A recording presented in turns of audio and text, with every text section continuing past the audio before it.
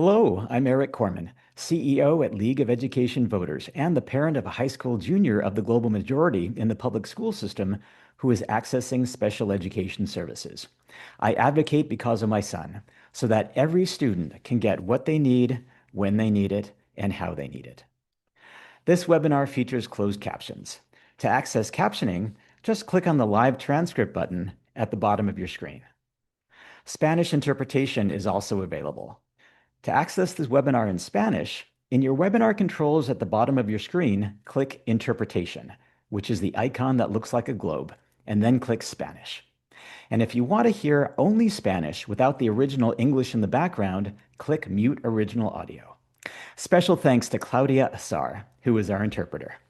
If you have any technical issues, feel free to use the chat function, which I will monitor throughout the LEVinar.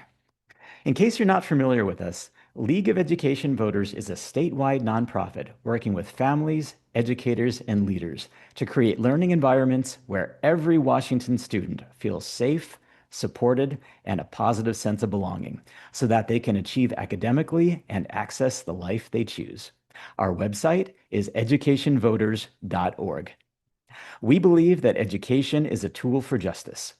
One of the systems that perpetuate racial and disability injustice experienced by global majority communities is our schools. We believe every child deserves an excellent public education that provides equitable opportunities for success. In order to achieve this, we must pursue radical change in our school systems for equity, justice, and liberation. We must build schools and systems that honor the humanity in every student. Welcome to our free online webinar series, Lunchtime LEVinars. We started this series 12 years ago to share information and build knowledge on important and timely issues. Today's LEVinar is about FutureReady, modernizing Washington's high school diploma for a changing world. Is Washington's high school diploma preparing students with the knowledge and skills they need to thrive in a rapidly changing world? Throughout 2025, the Washington State Board of Education has been exploring this question through FutureReady, a statewide effort to modernize high school graduation requirements. In today's webinar, members of the State Board and FutureReady partners will share what they've learned so far from students, families, educators, and community organizations across Washington.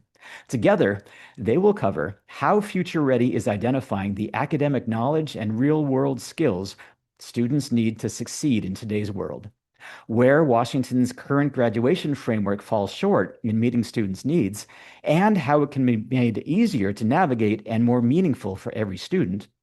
The work ahead as the board develops its proposal for the legislature's 2027 session, and how the public can engage in the process and provide input. And now I would like our panelists to introduce yourselves, starting with Abby.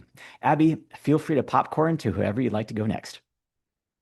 Hi, my name is Abby. I'm a senior at Pullman High School, and I'm the student representative on the State Board of Education. I'm also a chapter leader for Washington Youth Alliance, and I'm currently a member of the Association of Washington Student Leaders. I'll popcorn it over to Alyssa. Hi, everyone. I'm Alyssa Muller. I'm the Director of Policy at the State Board of Education, and I'm also the mom of two students in our public schools. Jen, you want to go next? Thank you, Alyssa. Hello, everyone. My name is Jen Chong Jewel. My pronouns are she, her, and I am a member of the State Board of Education, and I am also a parent of a middle school student who is of the global majority who also receives special education services. I'll pass it to Nicole. Hello, everyone. My name is Nicole Walsh, and I am the communications specialist for PAVE. PAVE is an agency that supports with training, information, and resources to empower and give voice to individuals and those students experiencing a disability and to navigate in the school system in Washington State. And I am a mom of one recent graduate and a 15-year-old 10th grader. Thank you. I'll popcorn to Ariel. Hi, everyone. My name is Ariel Matthews, and I'm Associate Director of Policy for the State Board of Education. Great. Well, thank you all for being here. Really appreciate it. To begin today's LEVinar, I would like to acknowledge that we are on the ancestral and unceded traditional lands of the 29 federally recognized and non-federally recognized tribes in Washington state, including the Chehalis, Chinook, Colville, Cowlitz, Duwamish, Ho, Jamestown Sklallam, Kalispel, Lower Elwha Klallam, Lummi, Makah, Muckleshoot, Nisqually, Nooksack, Port Gamble Sklallam, Puyallup, Quileute, Quinault, Samish, Soxhawtla, Shoalwater Bay, Skokomish, Snoqualmie, Spokane, Squaxin Island, Stillaguamish, Suquamish, Swinomish, Tulalip, Confederated Tribes of the Umatilla Indian Reservation, Upper Skagit, and Yakima. We give thanks to elders both past and present, our Native and Indigenous colleagues, and the land itself. A couple of housekeeping items before we begin. You'll notice a Q&A function at the bottom of your screen. This is a space for you to submit questions to us. If time permits, we'll have time for questions after the panel discussion wraps up. As always, feel free to send any feedback about the webinar quality to us on the chat function or at info@educationvoters.org. And speaking of the chat function, you're welcome to use it to check in and comment on anything you hear. Welcome, Abby, Jen, Nicole, Alyssa, and Ariel. Alyssa, I will go ahead and hand it over to you. Thanks, Eric. All right, you should be seeing slides starting here shortly. Since we have all introduced ourselves already, I think we are going to skip forward to what is the State Board of Education and what's our role. And so to cover who sits on the State Board of Education, I'm actually going to hand it over to Abby. Yeah, so the State Board of Education consists of 16 members, 2 current high school students, one is me, and one is a junior from, I believe she's from, where's she from? Okay, she's a junior. There's the Superintendent of Public Instruction, Chris Strichtel, 7 members appointed by the governor, 5 members elected by local school board members, and 1 member elected by private school leaders.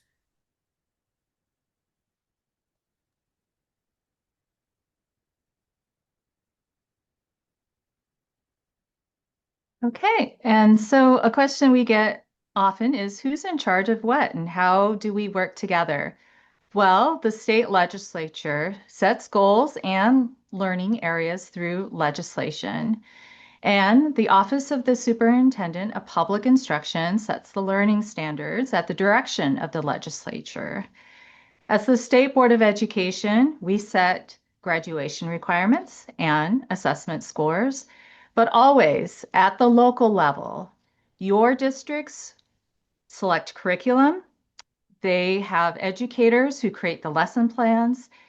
At the local level, they also develop local learning standards if it's not covered by the state.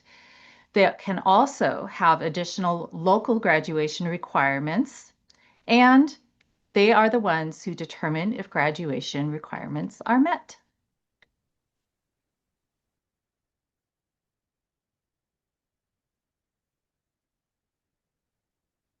Thanks, Jen. So across our work, the board focuses on what sits within our areas of authority, and we approach that work by identifying key questions and areas for our exploration rather than starting with predetermined outcomes. This allows us to provide strategic leadership while working in partnership with others across the entire education system. So the board's 2024 to 2028 strategic plan outlines several core areas that guide this approach. First, advocacy and strategic oversight of public education with a strong emphasis on championing educational equity. Equity is a through line across the board's work and shapes how we evaluate policies and decisions. Second, high school graduation, where the board works to ensure students are graduating with the essential knowledge and skills needed for life after high school.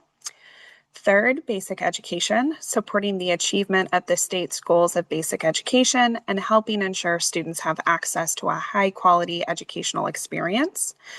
And finally, educational system health, accountability, and recognition, which reflects the board's responsibility to support a coherent, transparent, and healthy education system overall. Together, these focus areas provide the strategic framework that guides how the board sets priorities, engages partners, and advances its work. In addition to the board's broad advocacy and oversight role, we also focus on specific policy areas, with one of the most notable being graduation requirements. The FutureReady initiative sits squarely within the board's statutory authority. Under state law, we are responsible for establishing graduation requirements, periodically reevaluating them, and proposing changes to the state legislature. This process of review and improvement is a regular part of the board's duties and helps ensure that graduation requirements remain relevant, equitable, and aligned with the needs of Washington's students and communities. So we wanted to provide some brief background information on the current graduation requirements for any folks tuning in that may not be as familiar with our K-12 system. In Washington, we have three big components in the state graduation requirement framework that work together to signal that a student is ready for success in post-secondary education, gainful employment, civic engagement, and lifelong learning. Based on the student's high school and beyond plan, a student will choose how to meet the subject area graduation requirements, as well as choose which graduation pathway option makes sense for them based on their post-secondary plans. So let's look at each one of these in just a little bit more detail. So the first component is the high school and beyond plan. It's designed to support students in exploring what they would like to do after high school and how to prepare for those goals. It should guide selection of coursework and activities aligned to the student's interests. It also serves to keep track of major assessment scores and to log the student's work, school activities, community service, and other relevant experience so that students have a resume or an activity log by the time they graduate. Plans should be started by a student's 7th grade year and should be updated annually during the student's high school journey.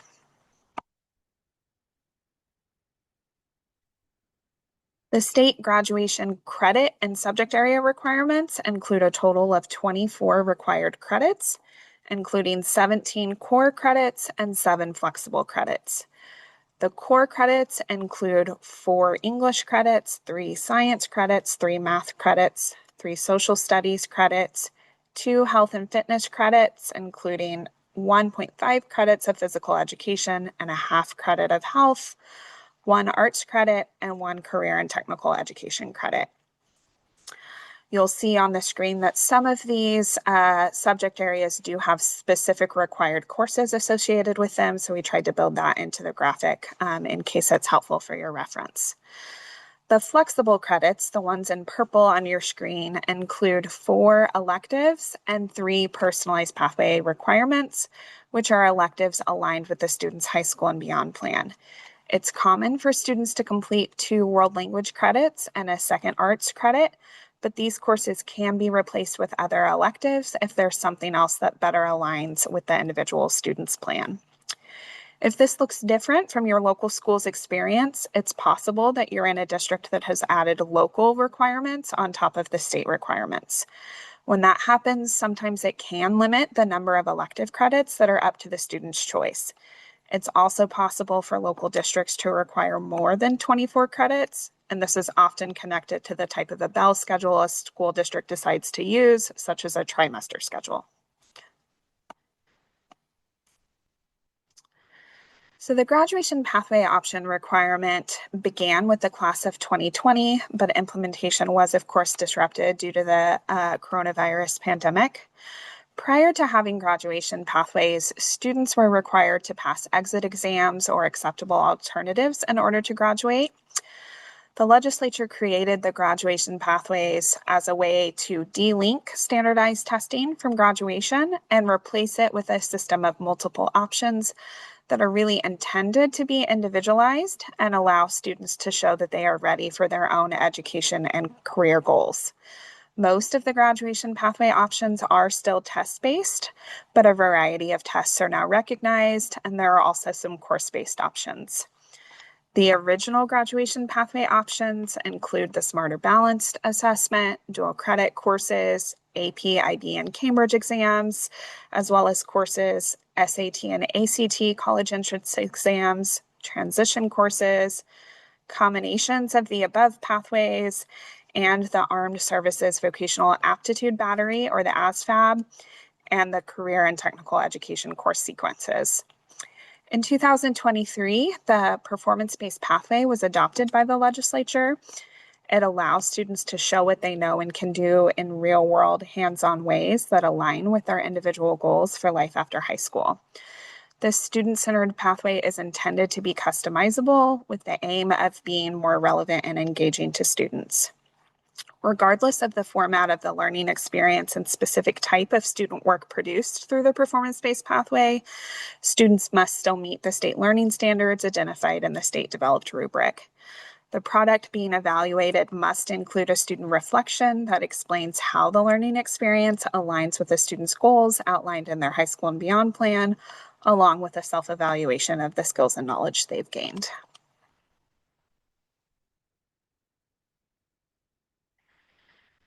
So as we've mentioned, local districts do have the authority to add additional subject area requirements, as well as other graduation requirements like community service hours, a senior project, etc. Additionally, in our state, there are also both required and encouraged educational offerings at each school district that may or may not have a home within students' required courses. So beyond those graduation requirements we've already discussed, there are other required offerings that school districts must provide access to, like financial education standards to all students, but they have choice in how they provide this instruction. Additionally, there are required offerings around Disability History Month and John McCoy Since Time Immemorial curriculum, etc. There are also recommended educational elements that school districts should consider offering, like ethnic studies. There are roughly 16 required offerings and several other recommended offerings. So you can see our schools are already juggling a lot of requirements.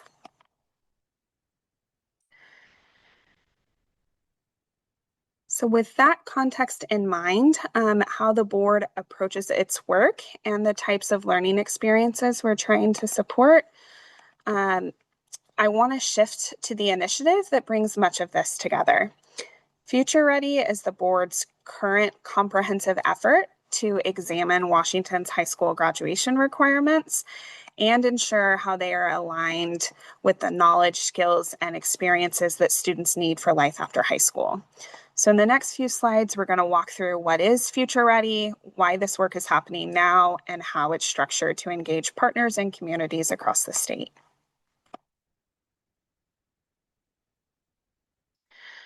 So this multi-year effort really aims to comprehensively update Washington's high school graduation requirements. Our approach involves working collaboratively with a diverse group of educational partners, with a special emphasis on centering the voices of populations most impacted by these changes that have not been well served by the education system and have historically been excluded from the policy development process. So rather than making small incremental adjustments, we're looking at the whole graduation requirement framework to think about how it prepares students for an ever-changing world. This includes integrating essential skills like financial education and digital literacy, while also promoting interdisciplinary inclusive learning. The initiative is multi-year, culminating in a legislative proposal for the 2027 legislative session. Importantly, any changes that come out of this work will be phased in to support thoughtful and effective implementation. So just to be clear, we are not proposing changes yet. We are moving through a community-focused process to review and develop recommendations that will be comprehensive and focused on thoughtful implementation. The earliest any changes would take effect would be for the graduating class of 2031.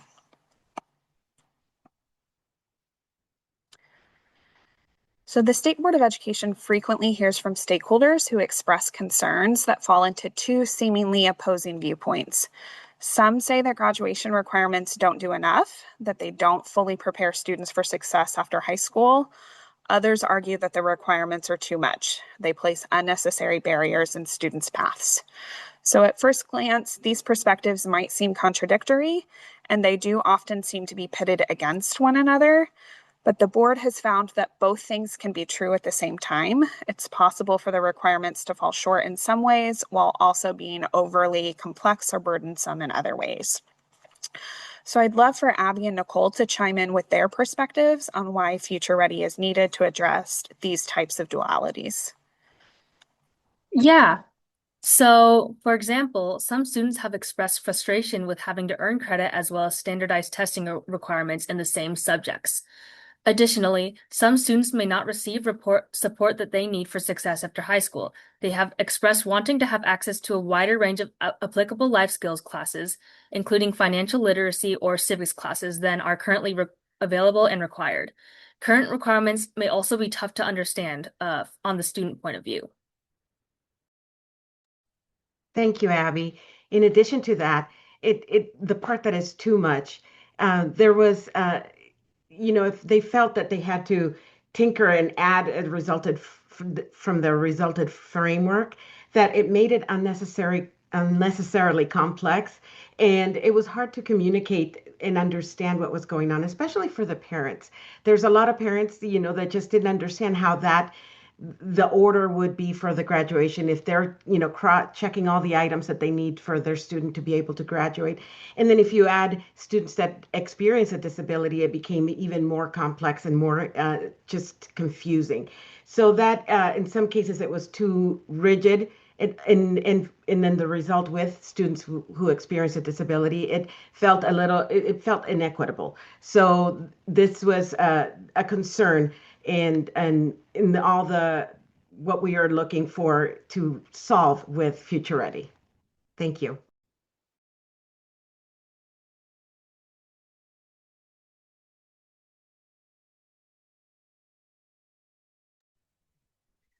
So, why modernize and why should everyone care about this? Well, even if you don't have a young person who is currently in the system, or if you're not somebody who's working in public schools or directly supporting them, as community members, we all want to see our young people ready for their future and ready to contribute back to the community.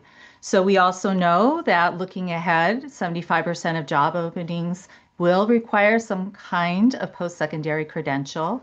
In 2020, only 51% of our high school seniors enrolled in post-secondary education within a year of graduating. And according to the 2023 Healthy Youth Survey, 32% of our 10th and 12th graders felt that their schoolwork was not meaningful or applicable to their goals. So this is why we're modernizing and thinking ahead.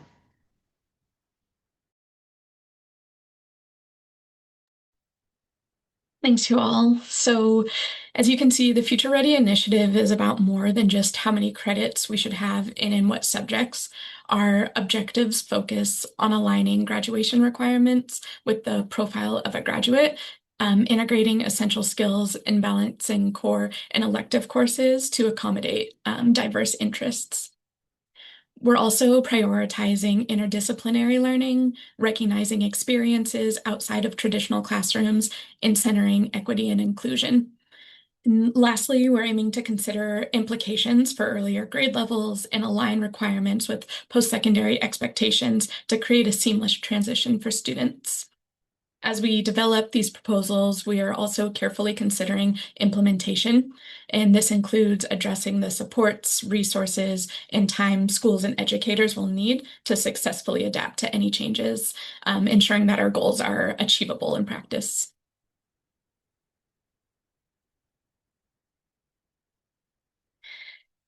And so with that shared understanding of why this work is needed and what we're trying to accomplish, the next piece is how the board has structured this initiative to do the work well.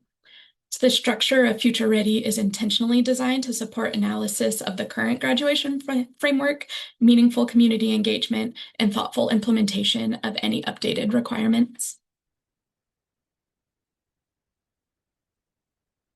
So the board's approach centers on authentic engagement. So we're partnering with students, families, and communities.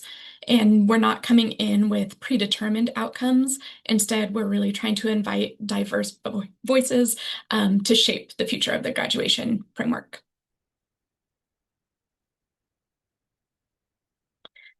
So here is our profile of a graduate, which outlines the essential knowledge, skills, and abilities our students should develop over the course of their K-12 educational journey. The profile builds on the foundation of course subject-based knowledge and enhances it by highlighting the development of essential cross-cutting skills such as critical thinking, communication, collaboration, problem solving, creativity, empathy, many things. And the profile serves as a guide and tool for improving the overall quality of education, ensuring that our students develop not only the knowledge that they need, but also the abilities to adapt, collaborate, and excel in a rapidly changing world. So the board's 2024 to 2028 strategic plan solidifies our commitment to using the profile in our efforts to improve the education system. Our aim is to make sure that every part of our education system, from what students learn to how we measure their progress and engage with our communities, lines up with what we believe is crucial for students to thrive in the future. And so the FutureReady task force that has been created includes about 30 members representing students and families, K-12 educators, policymakers, employers, post-secondary education partners, and community-based organizations. Our aim for this group is to reflect the diversity of our state's K-12 population. And while we know that with 30 members, we won't be able to represent every group, we have been mindful of intersectionalities and doing our best to ensure broad and inclusive representation. So this includes careful attention to historically underserved populations, geographic diversity, and various learning environments, recognizing that graduation requirements can present different challenges depending on the context.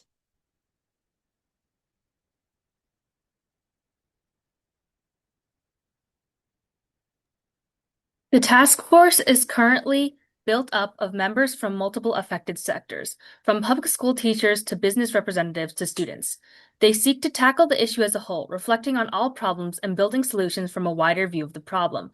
Much of the reflection comes from looking at current requirements and deciding as a group which parts are necessary and which parts may not be necessary. We also develop proposal recommendations.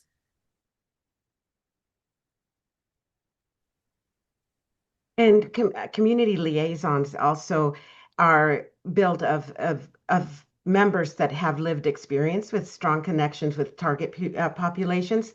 And rather, we gather additional input from our communities, and that way we can just give increased input on different aspects and ways to participate.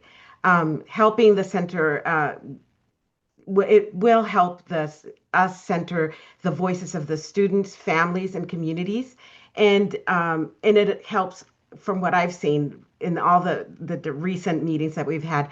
It also helps the discussions and strengthen them to just improve the strategic planning of it.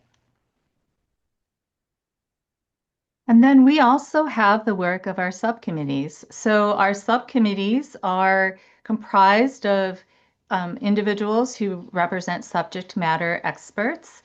It helps us to do deeper dives on particular topics or issues. They can provide answers to questions that our task force members might have. And also they are in a place to review draft recommendations and or raise questions or concerns for the task force to address. So an example of a subcommittee would be on financial literacy and life skills.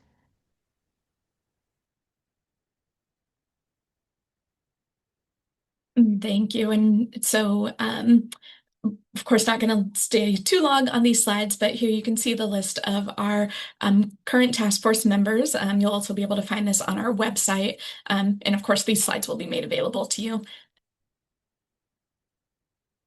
And as Jen mentioned, we do have subcommittees for the task force, and we currently have 5, 2 that are focused on implementation and 3 that are focused on subject areas. So we have an implementation supports subcommittee, and they're looking at the logistics, so thinking about staffing, scheduling, resources, and timelines. And our educator development and student learning experience subcommittee is exploring what professional development and supports teachers may need to provide personalized experiences to students. And then we have 3 subject area subcommittees, and those include financial education and life skills, technology, computer science and media literacy, and math as well. And this structure really allows deeper exploration while keeping the board and task force focused on the overall coherence of the graduation framework. And just for a little information, we are partnering with some organizations for these subcommittees. And so you can see here, we are working with the Financial Education Public-Private Partnership, also Computer Science for All, and the Office of the Superintendent of Public Instruction in tandem with the State Board for Community and Technical Colleges, and also the Professional Educator Standards Board. And each of these subcommittees is using a shared set of guiding questions to ensure that they stay focused on content and best practices. So questions for the subject area subcommittees includes topics like what is essential for all students to know and to be able to do in the particular subject, and at what point in a student's educational journey should that learning happen, and what sequence makes sense. They also think about what's the most effective way to deliver the content. So this could be embedding it across courses, or maybe it's a standalone experience, or perhaps something else entirely. And so I'm just going to move through these for a moment to show you members of these various subcommittees. So here you'll see the implementation subcommittee. We have the educator development subcommittee.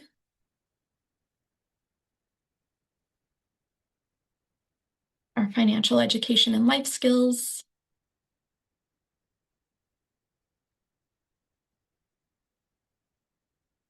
Technology, computer science, and media literacy.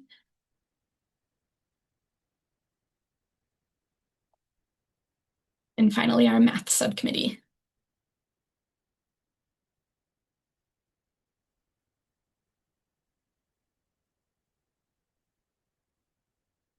All right, and now really getting into the heart of this webinar, I want to just first take a moment to ground us in how some of this work began.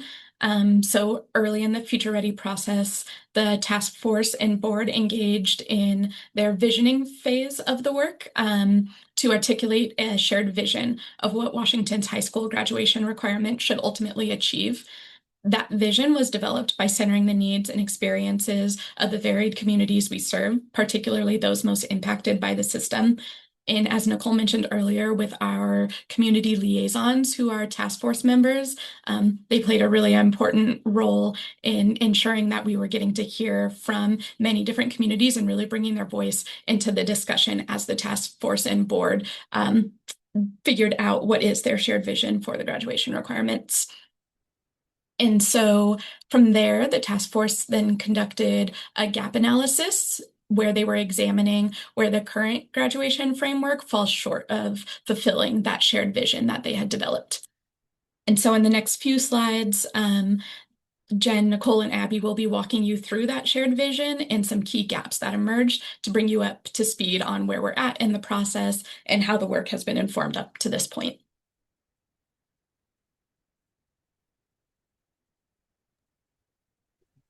So this is Nicole, and the vision, just like Ariel said, there's, from the vision to the gaps.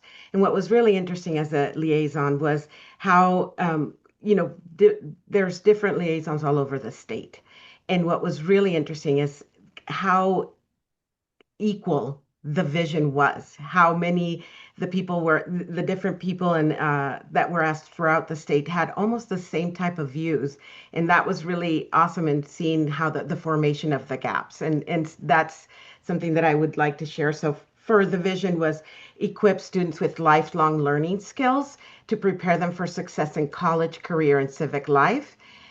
Reflect a broad definition of readiness that honors the student's strengths and get them prepared whether they're pursuing college, career, training, and other aspects of adulting, and maintain high expectations while keeping multiple post-secondary options open. That also was important. As far as the gaps, and that's where I was seeing how all the different liaisons would see kind of like a common theme that was shown was the education system should better equip students for life to be lifelong learners. So the group that the committee, the group that I was in asking questions about, they felt that there was a lack of real world relevance. So multiple responses highlighted the current education emphasizes on rote learning and standardized testing over practical skills. And they were concerned about making sure that critical thinking and intellectual curiosity was available. And in addition, at the same time, the community asked and felt that some of the students didn't understand the importance that their current classes are and how skills may not be directly used in life, but they can build strengths to be used wherever the student goes. So they wanted to have more clarity in that as well. There was a gap in how success is being measured and what it centers on. So they felt that it was tied to access to higher education rather than recognizing and valuing different pathways to outside of that. And so they felt that that was an ultimate disconnect between school and workplace expectations. And so they wanted to contrast between the empathetic and flexible environment of the school. And they felt that the school sometimes was rigid and profit-driven expectations of the workplace, suggesting that there was a disconnect that left students unprepared for dynamics and, the real life adulting point, I guess. And then the more voices needed to be included in the discussions about learning standards, because the more people of all diverse backgrounds participate, the better the outcomes for all in Washington State. And that is also including those impacted by disabilities. So it's really incredible for me as a liaison to see that same theme reoccurring in different groups. Thank you.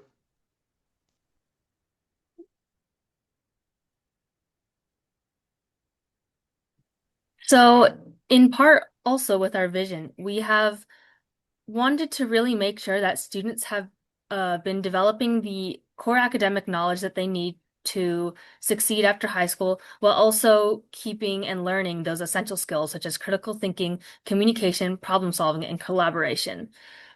We understand that readiness isn't just academic, but it's also equipping students with life skills that they need to adapt to a changing world, while also keeping a strong hold on academic learning standards across all subjects. We want students to be able to see what they are learning and gaining from education. Required courses have real-world applications, and for example, essential math and English skills and civics and financial literacy courses have maybe slightly missing in the current graduation requirements. We want to ensure that the reformed graduation requirements both provide enough education for students after high school, while also ensuring to support them in both life skills and also their social and emotional growth and well-being. We have across the states, providing equitable resources, opportunities, and credit recovery options to schools, both under and well-resourced districts, while also ensuring the requirements are as simple and easy to understand as possible, so students know what they're learning and why. Thank you.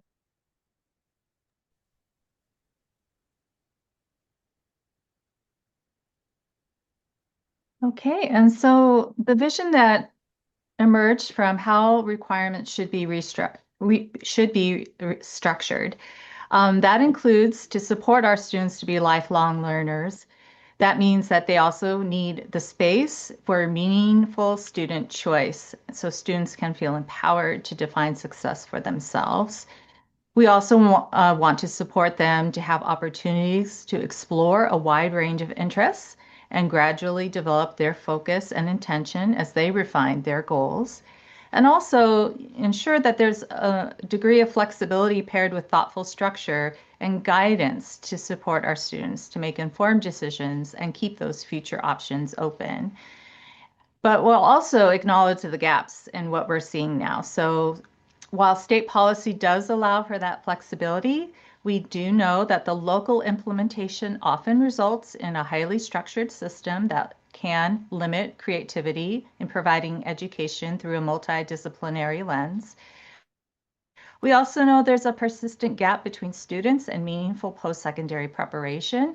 This can be a result of unengaging course offerings or limited access to work-based opportunities, unequal information sharing, and systemic barriers. And then also another gap could be students would benefit from more equitable opportunities to demonstrate their learning through work-based experiences, internships, apprenticeships, and CTE, especially in our rural communities.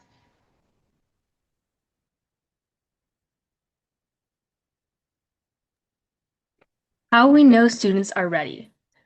We search for meaningful flexibility in how students demonstrate their learning, including through culturally relevant, accessible ways that align with their strengths and interests.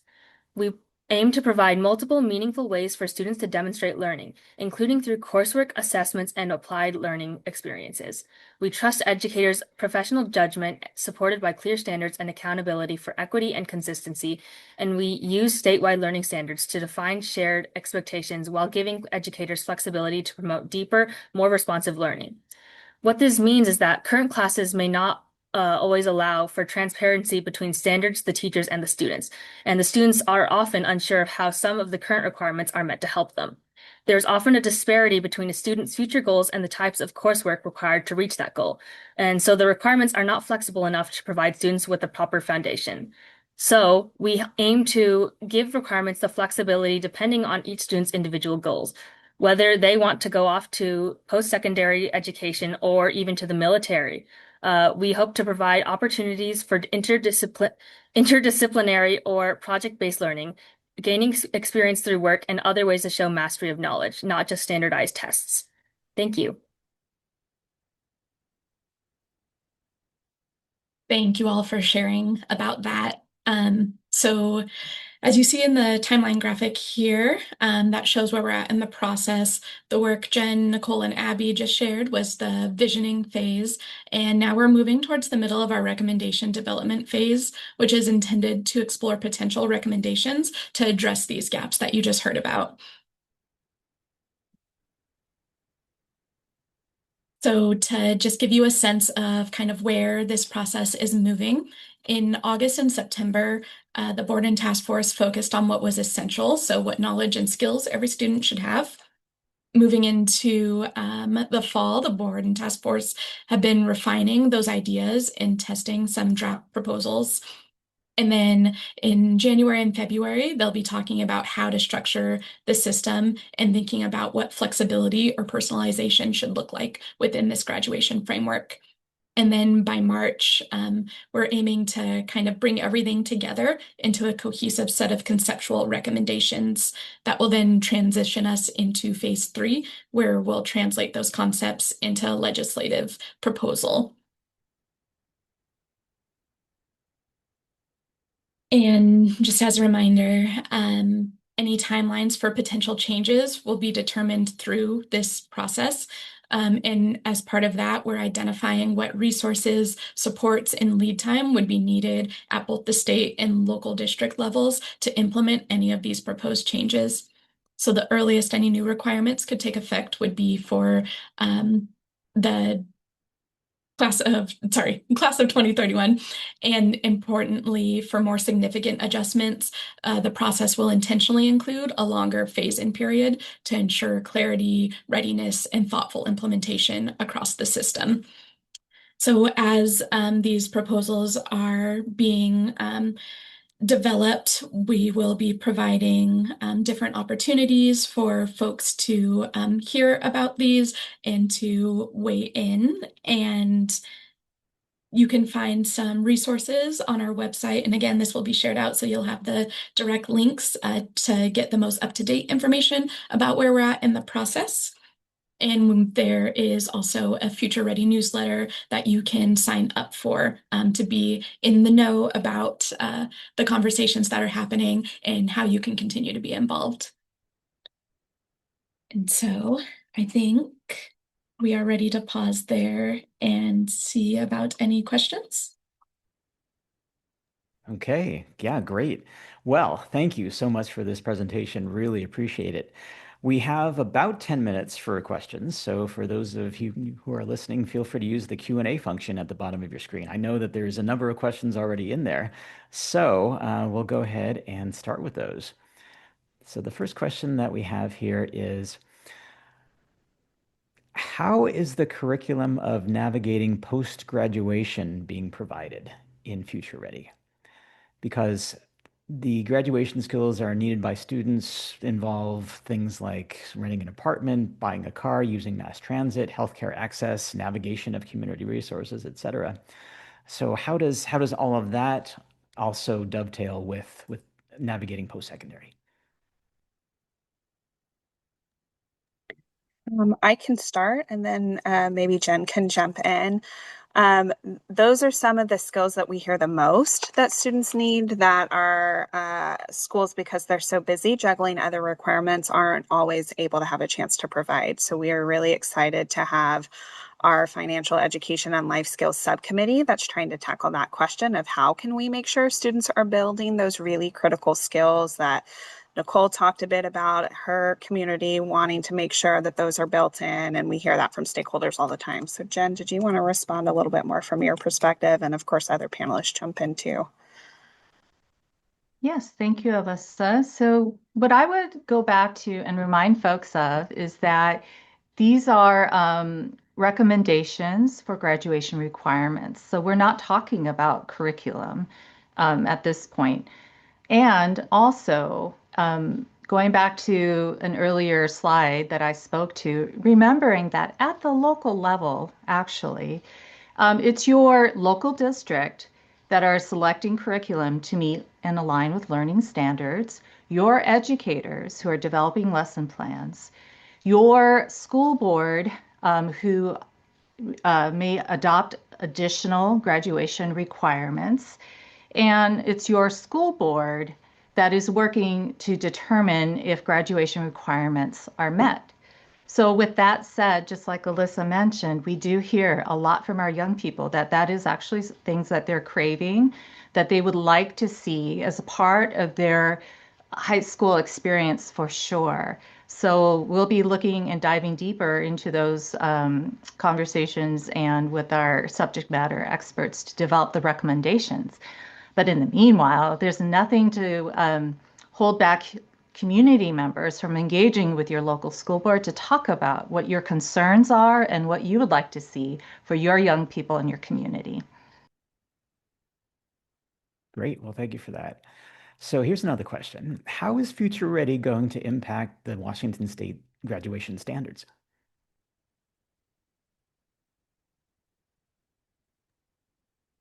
I'm pausing a little bit, Eric, because are you reading from a question that was submitted? I didn't know if someone was maybe conflating the state learning standards with the graduation requirements. That's why I was looking for clarification. Yeah, so this is a question that's near the bottom of the list here. And so I don't have any more context other than that. Okay. Are you reading the one from Nancy? Yep. Okay. So the Office of Superintendent of Public Instruction is the agency in Washington that sets the state learning standards. So of course, these things interrelate. What's covered in the state learning standards for high school is what's expected to be taught in the courses that the State Board of Education requires as part of the graduation requirement framework. So they're interrelated. And of course, the State Board and OSPI collaborate quite a bit. if you have a more specific question that you maybe want to reach out to us about, our Ariel and I's emails are in the presentation, and we're happy to chat more offline. Hopefully that's helpful as a starting point. Great. Yeah, thanks so much. So here's a question that's near the bottom of the list. Will there be accountability for schools where students and families feel like their local and school board doesn't meet these recommendations from Future Ready?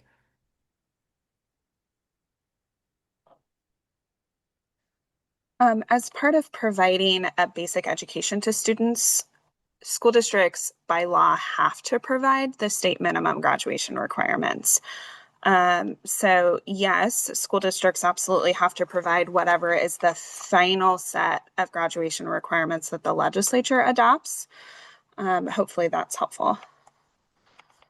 Great, thank you. So here's another question. To what degree will the State Board of Education's aspirations for Future Ready be reflected in the Senate or House biennial operating budget proposals? I assume this is a question for 2027. Yeah, that's exactly right. We are certainly not ready to submit recommendations for this legislative session. By law, graduation requirements can't go into effect if they have a fiscal impact on districts unless the legislature funds them. So there may be some recommendations that school districts would be able to operate within existing resources. There may be other recommendations that take more time and have a longer phase in while we're waiting for the legislature to fund those recommendations. So it could be a iterative process in some ways. Yeah. Okay, here's a question about AI. So given how rapidly generative AI is reshaping the workforce our students are about to enter, how is the task force thinking about AI literacy and ethics standards within these graduation requirements? Yeah, I will say we do, as mentioned, have a computer science media literacy subcommittee with some subject matter experts sitting on that who are really diving into those questions. It's not just about, should we or should we not have a computer science graduation requirement? They're thinking about what are all of these impacts on students? What skills and knowledge and experiences do they need to be able to thrive in the world post high school and as it continues to change? So mostly I can just share this is a topic that is being thought about intentionally and will continue to be brought up about how do we ensure students are learning these skills, using these things with efficacy and ethically, and it's very much at the forefront of the conversation for that subcommittee. So it's certainly not being lost. Great. Yeah, here's a question that's related to graduation requirements. I have heard that there will be a bill again this session trying to make financial education a graduation requirement. Is it generally decided that changes to graduation requirements should be done through Future Ready? That's a great question. That is a bill that is being sponsored by the State Treasurer's Office. We did appreciate that the State Treasurer's Office did confer with us around some technical language for the bill. So the bill does point to the Future Ready process. I won't get into sort of the technicalities of the bill, but essentially it sets a deadline by which financial education would have to be a graduation requirement. But then points to our Future Ready process to work out the specifics. So the State Board of Education at this point does not have a position on that bill, but we do appreciate that the State Treasurer's Office conferred with us and points to the process. Great. Here's a question about multilingual learners. Is anyone in the task force have understanding and knowledge about multilingual learners, especially if they're newcomers or have significant interruption in education and might need a little longer time to graduate to pursue a college and/or career path? We are really lucky to have a teacher on the task force that does have that area of expertise and works with multilingual students within her high school program. So not that we wouldn't appreciate other expertise if you have thoughts and you want to reach out to us individually, but that is, we do have a teacher on the task force that has some expertise in that area. Great. So here's a question about rural schools. How are small rural schools being addressed? For example, if the credits happen to increase from 24 to 29, which I have read, again, I'm quoting, staffing is already an issue. We have one teacher that teaches all of math and science for all high schoolers and sometimes eighth graders as well. Well, I don't know where you read that the credits were potentially going to increase from 24 to 29. That has never been said in task force conversations. So hopefully you can take a deep breath on that one. But we very intentionally recruited some folks from small rural districts to serve on some of our implementation subcommittees because of that exact concern, wanting to make sure that any recommendations the task force comes up with, that there is really thoughtful consideration around how they would impact rural and small districts. So absolutely, that's a big thought in folks' minds. Okay, great. Here's a question about pathways. Will the new graduation requirements ensure that young people will be able to decide if they want to go to college relatively late in their high school career? In other words, will some students be tracked into a pathway that won't let them apply to college if they decide late to do so? Colton, I'm wondering, Colton is our amazing State Board of Education Communications Manager.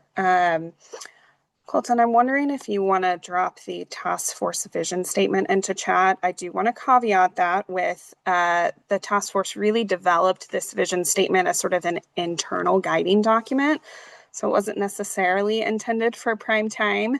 But I bring it up just for its relevance to the question of the task force has had a lot of conversations around how do we keep doors open for students as long as possible so that they're not closing off any post-secondary options too early in their high school career. So certainly that's a big consideration that task force members have spent a lot of time thinking about. Great. Task force members, y'all want to jump in on that one? Just if Nicole or Jen or Abby had additional thoughts, I wanted to make space for that. I will say that we're being very intentional with how we want to provide graduation pathways, and we've spent a lot of time reviewing both our current ones and also even finding examples from other state boards of education. And as a liaison, what I appreciate is seeing that the State Board of Education is really looking for input for all areas and all diverse backgrounds. You know, that is something that I really appreciate, and I'm looking at seeing that the questions are being asked, that they're honoring the answers, sometimes as hard as they can be heard, you know, or they're listening to it and they are applying it into what the Future Ready initiative is all about. So I appreciate that a lot. Great. Well, here's a question about rigor. Is increased academic rigor a priority so colleges no longer need to provide remedial classes for freshmen graduating out of public schools?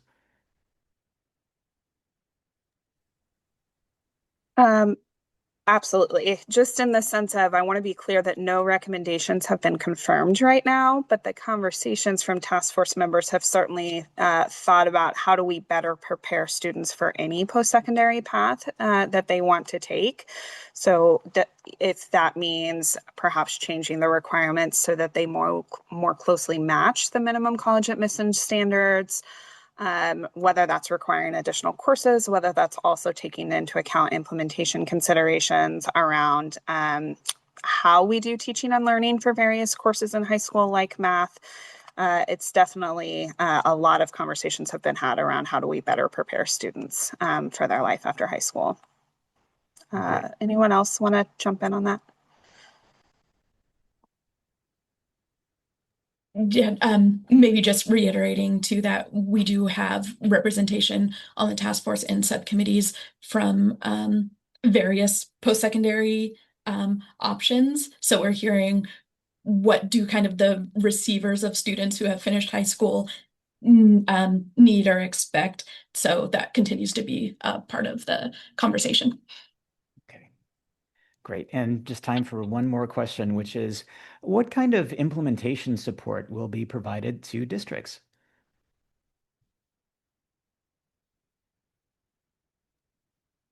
That is part of why we have the implementation subcommittee to be thinking about that from now through when recommendations are created. any funding support would, of course, take legislative action. So I think at this point, since we don't know what the recommendations are yet, it's hard to speak to that, but it's certainly something we've been keeping in mind from the beginning. So stay tuned. Great. Well, on that note, thank you, Abby, Jen, Nicole, Alyssa, and Ariel. And thanks to all of you for participating and submitting questions. If you want to learn more about Future Ready, visit the Washington State Board of Education's website, sbe.wa.gov. I will be sending a copy of the chat log and the Q&A report to folks at the State Board, so apologies for not being able to answer all the questions. There were a lot of great questions in the chat and also in the Q&A, so really appreciate that. Our next LEVinar will take place on Thursday, January 8th. League of Education Voters Chief Policy Officer Jacob Vella and Government Relations Consultant Carrie Morris, along with LEV partners from the Washington State Legislative Youth Advisory Council, Building Changes, Children's Alliance, Communities for Our Colleges, Disability Rights Washington, Independent Colleges of Washington, and the Washington State Council of Presidents will give an overview of the 2026 legislative landscape, outline priorities for the 2026 legislative session, and answer your questions. Registration information is on our website, educationvoters.org. Just go to events, then lunchtime webinars. Spanish interpretation and closed captioning in English will be available. Thank you to each of you for joining us today. If you have additional questions or comments, please send them to me at eric@educationvoters.org. A recording of today's presentation will be available on our website and will be sent to you in the follow-up email to today's webinar, which you should receive in about 24 hours. Please share this recording with your friends and colleagues. Before I completely wrap up, Abby, as a student, and we do put students first, do you have any last words you'd like to share? Yes, of course. I'd like to just thank everybody for coming in and listening to our presentation. And I'd also like to thank everybody for their questions and feedback. We really do take this all into account. And I think Future Ready is such a widespread initiative across all of the graduation requirements that it is always going to be difficult to take in everything, but we try our best. And yeah, we're really trying to intentionally put students first and hoping to improve graduation requirements so that students are better able to succeed in life after high school. Thank you. Great. Well, thank you, Abby. If you would like to learn more about League of Education Voters or support our work, please visit our website, educationvoters.org. Thank you again for attending. Each one of us has the right to feel safe and valued. Together, we will fight for a world in which true educational and economic equity exists. We look forward to seeing you at future webinars. Abby, Alyssa, Ariel, Nicole, and Jen, thank you so much for joining us. Thank you for all you do for Washington students and families and educators. May you have a great rest of your week, and may you and your family have a wonderful holiday season.